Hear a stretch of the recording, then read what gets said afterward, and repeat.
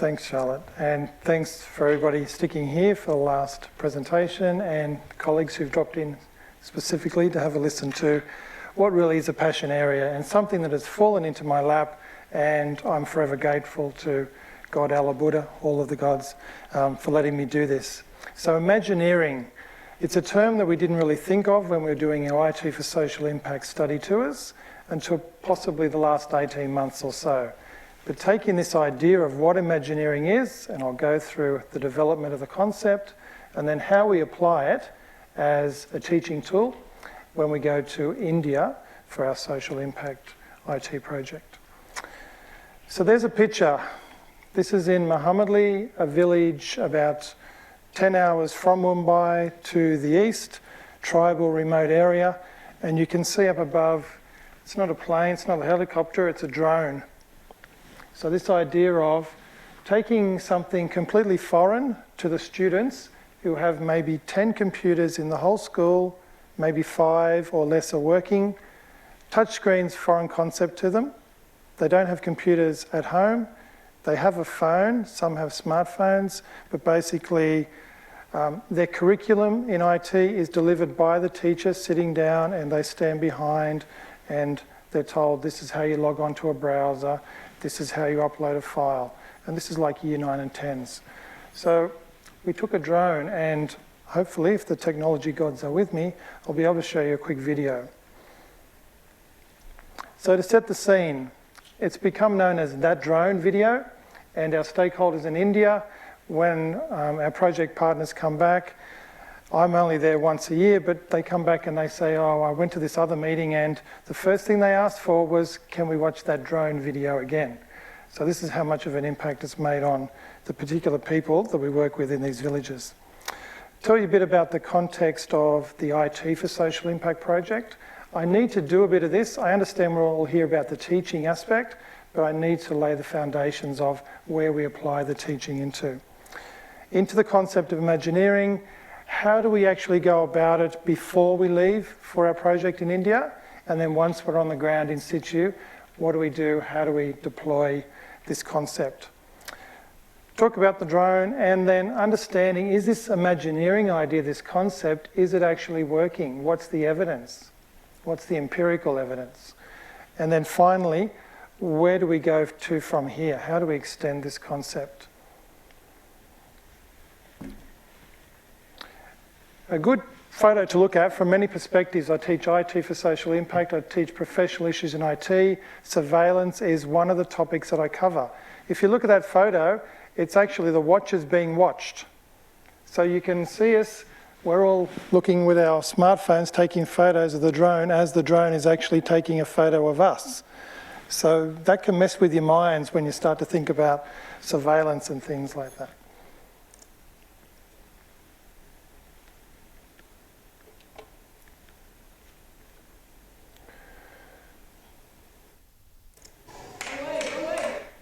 The thing to listen for is the applause.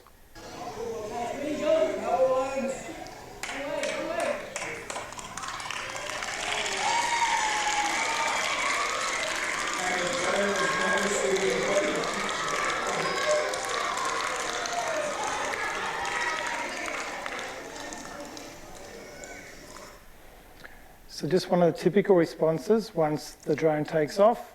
Survives its flight through the power lines without crashing and burning up, and the students just can't believe what it is, how it works. And then our drone commander in training, who one of the students manages to flip it over their heads and then take the videos, and then suddenly at the end of a presentation like this, let me get out of the Twitter feed first.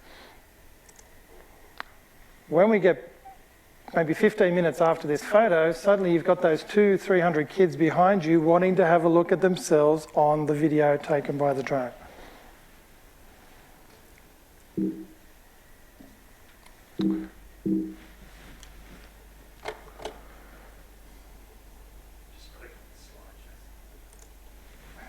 Thank you.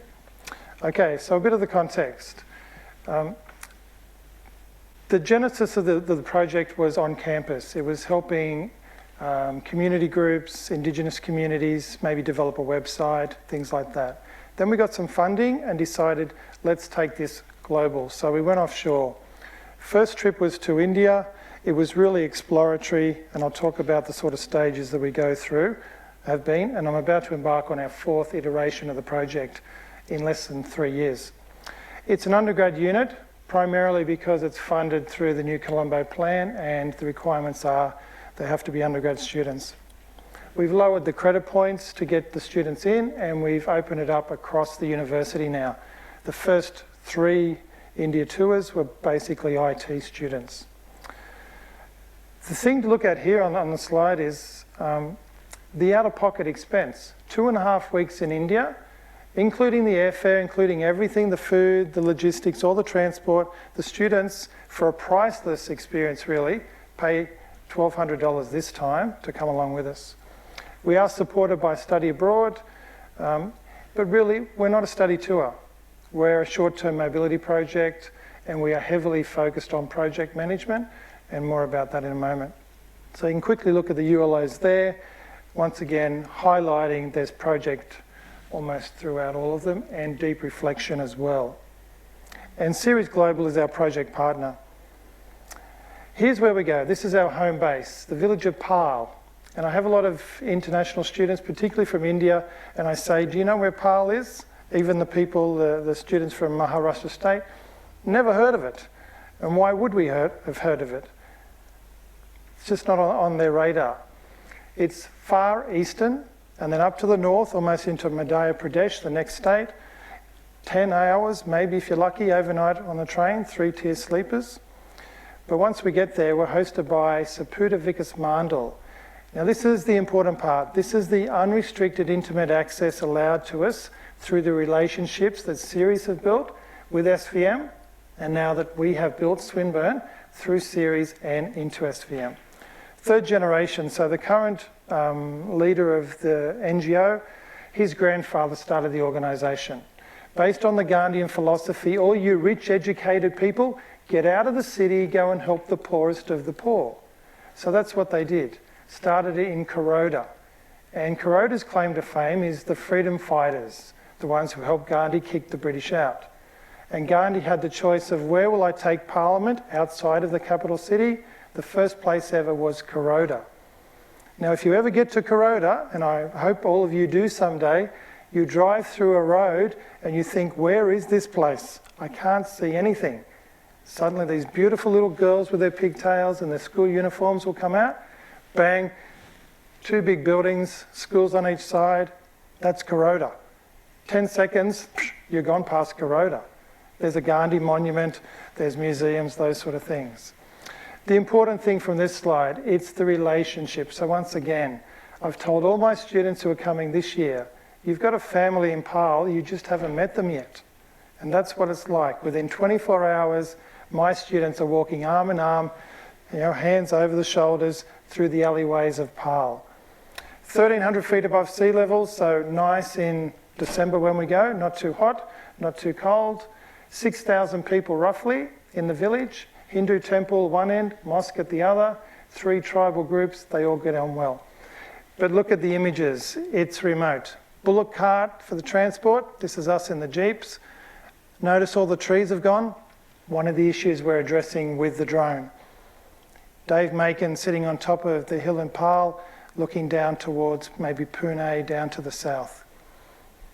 So we are really remote. And, whoops, that's where we're centred. So into Mumbai, a couple of days, but our main work is here and then up through Taj Mahal, have to, because we go to India, and out through Delhi. So this idea of Imagineering, Walt Disney actually owns it. Like all good things of Disney, they've sort of taken a great idea and brought it into their family to keep. But it actually started out in the 1940s in Alcoa, the light metals manufacturing company in the US. 1942, Time magazine said, this is what we think it is. It's letting your imagination soar and then engineering it, making it practical, bringing it back down to earth. Now this also came up in Randy Pausch's The Last Lecture.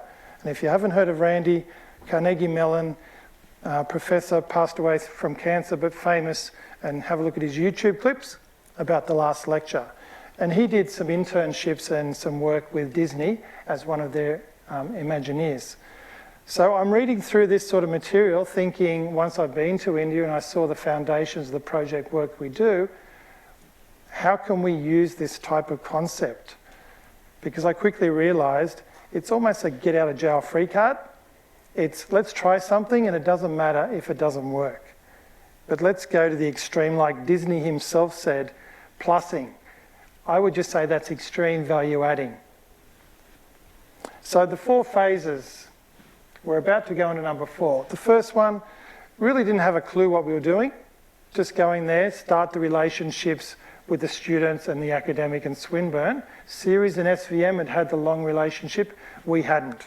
So we were going to maybe fix computers in the schools, 5 schools around the village, and just explore other options. So audit, repair, that's our fallback. India too, it was using what we'd learnt, still fixing computers, it's always a problem, but then starting to bring in new technology like a library box, which is a Wi-Fi distribution tool, because these villages don't have internet. But the curriculum says, step 1, log on to your browser. So we create a virtual internet for them. Looking through my eyes, the academic, as the person who likes to introduce the new concepts, the technology, I'm thinking there's amazing opportunities here. So India 3 last year, it was the extension from those sort of proof of concept ideas into let's our imagination go wild. So walking through JB Hi-Fi, I saw a drone. I wasn't told, how about you think about taking a drone? It was just, drone. Hot Christmas gift apparently last year. I think I'll grab one of them. That sounds like a good Imagineering tool. Let's see what happens. Right, so we took one along. The bottom line there, I couldn't care less if the students failed with the drone. The primary purpose was to go to a village where infrastructure was being built and to use the drone to map it out and to put the drone up every month so we would have this longitudinal sort of study so they could support the continuation of the village, because one of the government agencies wanted to move them out of a forest. But if they could say how important it was, maybe that would help. We never got to that stage. The drone went up, everybody loved it, everybody wanted to play with it. How do we go about it? Absolutely co-creation. So I interview the students and I say, what's your passion area? Some are into robotics. Some person said to me this year, let's do the VR stuff. Let's get the headsets. And I'm thinking, wow, those Indian kids would love that. Strap the Google Cardboard on, put the Swinburne app, they can walk around and look at the George and into the library. Put our smartphones into the cardboard. Lots of work-up time, things I need to consider. How do I buy it? Where is it from? Who do we support? How do we support it? That sort of stuff. So it's got to be realistic. Ideas back and forwards to India, tribal village, not an easy thing to do.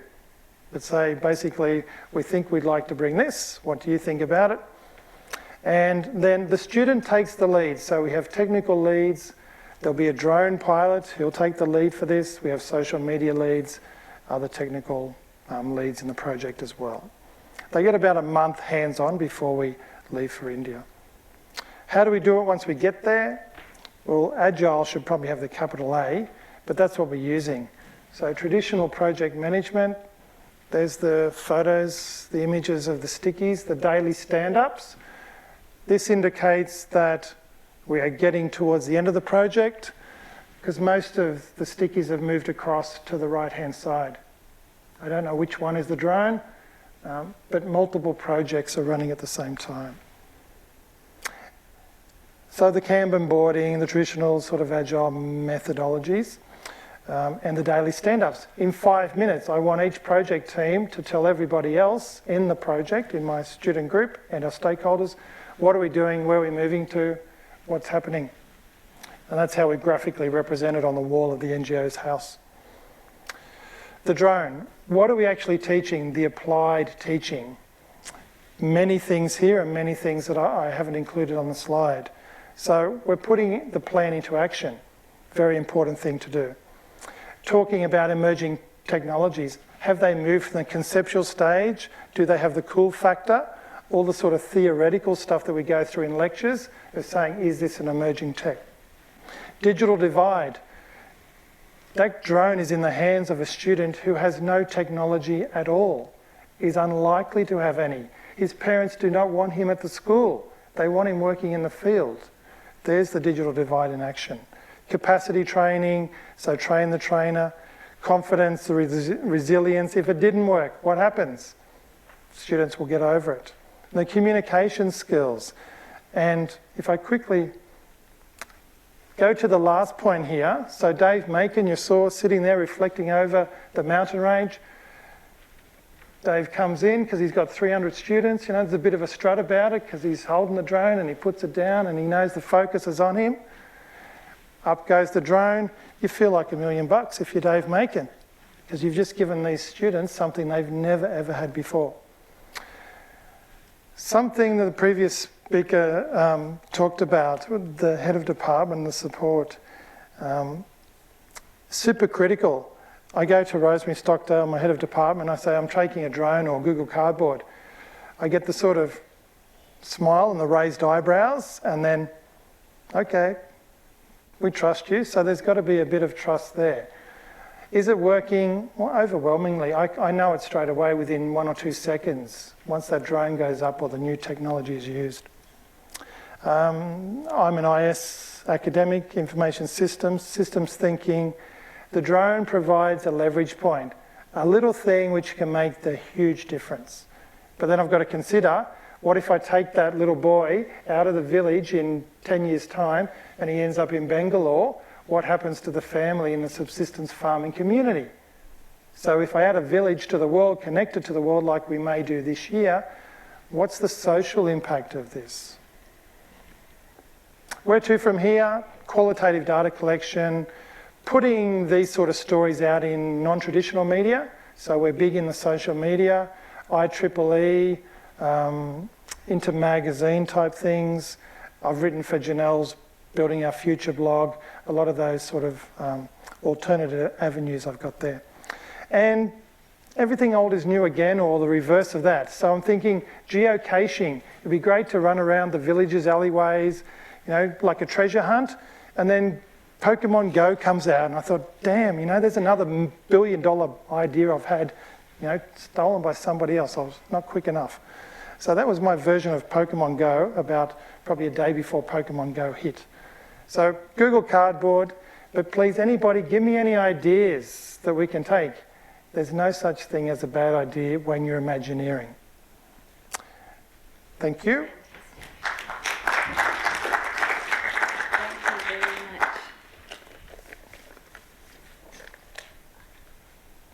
Thank you. You're welcome. Any questions?